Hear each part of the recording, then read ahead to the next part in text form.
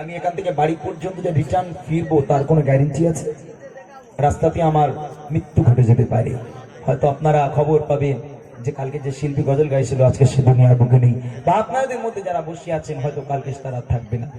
মৃত্যু কাউকে কিন্তু ছেড়ে কথা বলবে না। মসজিদে আলান হবে অমুকের বাড়ি, অমুকের মা, অমুকের বাপ, অমুকের দাদা, অমুকের দাদি ইন্তেকাল হয়ে গেছে, আসর বাদ তার জানাজা এবং দাফন হবে। খবর চলে এলো, ওই মাইকে তো আপনার কথাও বলতে পারে, আপনার নামটাও মাইকে অ্যালাউন্স হতে পারে। একটা বার ভেবে দেখেছেন তখন কি হবে? একটা বার চিন্তা করে দেখেন, নামাজ ছাড়া, ইমান আমল ছাড়া কোনো গতি নেই। মরণ যদি একবার এসে যায় তাহলে ওই পর্যন্ত নিস্তব্ধ হয়ে যাবে, ওই পর্যন্ত তোমার আমল শেষ হয়ে যাবে।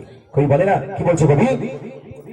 চোখে পলকে তুমি হতে পারো না, চিরতরে বন্ধ হবে তোমার নিঃশ্বাস। চোখে পলকে তুমি হতে পারো না, চিরতরে বন্ধ হবে তোমার নিঃশ্বাস। হবে তোমার মসজিদের মাইকে, হবে তোমার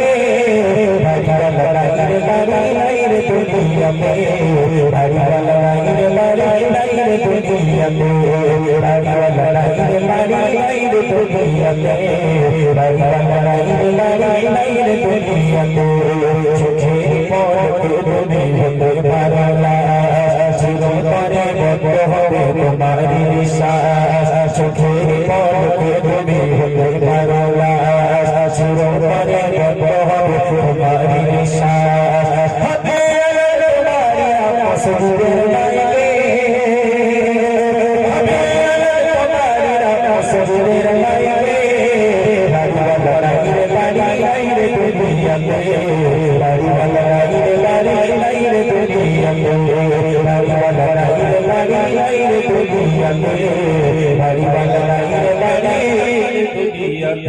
তোমার ভয়ে ভক্ত মানুষ ছিল বাহাদুরি, ভাবনি হবাই ওরা তুমি যে রঙিন ভূমি।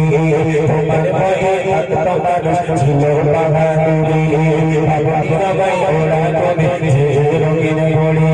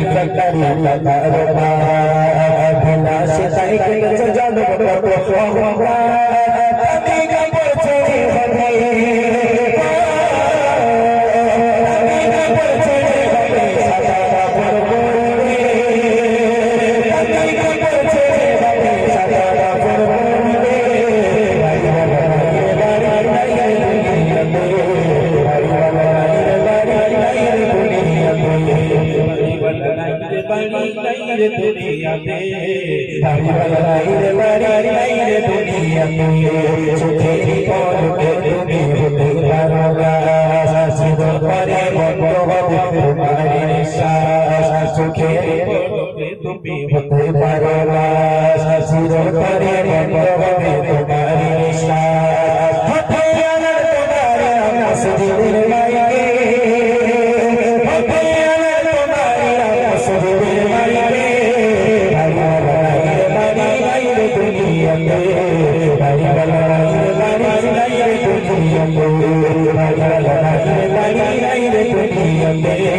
বাড়িওয়ালা নাই রে বাড়ি নাই রে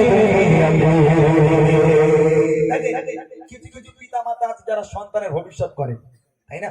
সন্তানের ভবিষ্যৎ করে, ওই বাপ সারাটা জীবন খেটেই গেল, খাটতে খাটতে ছেলে মেয়ের জন্য 5 তলা বিল্ডিং করে দিল, ভবিষ্যৎ করে দিল। এই ভবিষ্যৎ করতে গিয়ে ছেলে মেয়ের জন্য এক ওয়াক্ত নামাজ কোনো দিনের জন্য পড়লো না, রোজা পর্যন্ত রাখলো না, এই ভবিষ্যৎ করতে কেটে গেছে। দুটো ছেলে একটা মেয়ে, 5 তলা বিল্ডিং করেছে, 2 ছেলে 2টো করে, আর মেয়ের উপরে সবার উপরে একটা মেয়ে থাকবে। ভবিষ্যৎ করে দিল, 5 তলা বিল্ডিং খারাপ হয়ে গেল, বাপ মরে গেল। আপনারা বলেন, এখন যাদের জন্য ভবিষ্যৎ করেছে, আজকে যে বাপটা মারা গেল, ওই ছেলে বিল্ডিং এর উপরে উঠে যদি কোরআন খতম করে, যদি 100 খতম করে, বাপা জান্নাত পাবে? বুঝতে হবে, না করলে হবে না। বাপের লাশ রয়েছে নিচে, 5 তলা বিল্ডিং এর উপরে কিন্তু লাশটাকে রাখলো না। যে বাপ 5 তলা বিল্ডিং করে মারা গেল, ছেলেরা কিন্তু বিল্ডিং এর উপর লাশ রাখেনি, লাশ কিন্তু আছে উঠোনে। সব লোকেরা আসছে, মেয়েরা আসছে, এদের বাড়ি বাপ মরে গেছে, তা কি কাঁদে না? ছি, কেউ কাঁদে না। তো এই কথাটা এখন বড় ভার কানে গেছে, ও ওপরে গিয়ে দেখে এখন ভাবি বোন টোন সবাই গল্প করছে, আর বড় ভাই গেই দেয় বাপের লাশ রয়েছে নিচে, কেউ নেই, মানে লোক আসে খারাপ বলে কিছু কাঁদ। তখন কোথায় ছিল বউ আর ভাবি, উড়িয়েছে বাপরে, আচার কেউ আমার বাপরে, একটু বিরিয়ানি খাবে বলেলো, একটু ফুচকা খাবে বলেলো, কত রকম কান্না মেয়েদের। এখন জানাজায় চলে গেল, মাঠে জানাজা রাখা আছে, সবাই দাঁড়িয়ে গেল কাতারে, ছেলেদের পাত্তা নেই। ইমাম বলে ছেলেদের ডাকো, তারপর জানাজা পড়াবো। এই ছেলে কোথায়, খোঁজ কোনো ছেলের পাত্তা নেই। একজন লোক ওখান থেকে বাড়ি চলে গেল, গিয়ে দেখে পাশের বাড়ি 2 ভাই আর 1 বোন গোল টেবিল করে বসে আছে, আর একটা কালো কোট পরে একটা লোক বসে আছে। এখন লোক বলে, ভাই তোমার বাপের জানাজা হচ্ছে, তুমি এখানে বসে আছে, চলো। বলে, ভাই এখন যাওয়া যাবে না, ইমাম সাহেবকে বলো বাবাটা দিদি জানাজা করে দাও। বলে, কেন?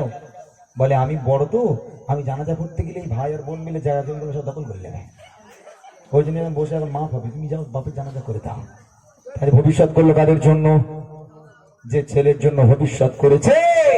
আজকে ওই ছেলের জানাজা পর্যন্ত তোমার পড়বে না, মনে রেখে দাও, তোমার জান্নাত তোমার কাছে, তোমার নামাজ তোমার কাছে, তোমার আমল কেউ করে দিয়ে যাবে না। এখনো পর্যন্ত সাবধান হয়ে যাও, মৃত্যু আসার আগে একটাবার তওবা করে নাও, মসজিদ মুখ হও, দেখবে তোমার জীবন পরিবর্তন হয়ে যাবে। শেষ কথা করে লিখছে, দেখেন, যাদের সাথে চলবে তুমি তাদের দিবানিশি, জানাজা শরীক হবে তোমার প্রতিবেশী। যাদের সাথে চলবে তুমি তাদের দিবানিশি, জানাজা শরীক হবে তোমার প্রতিবেশী। শ্বশুরা নিয়ে যাবে, শ্বশুরা নিয়ে যাবে তোমার বাড়িতে, শ্বশুরা নিয়ে যাবে তোমার বাড়িতে।